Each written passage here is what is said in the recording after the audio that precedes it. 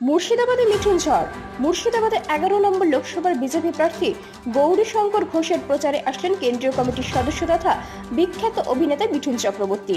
জিয়াগঞ্জের বাগদহরার মোড় থেকে একটি বর্ণাঢ্য শোভাযাত্রার মাধ্যমে প্রচার সারলেন।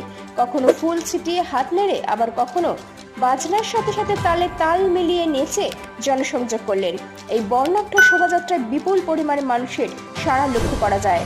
রাস্তার দুপাশে উপচে পড়া ভিড়ের সাথে প্রচুর সংখ্যক বিজেপি কর্মীরা এই মিছিলে অংশগ্রহণ করেছিল।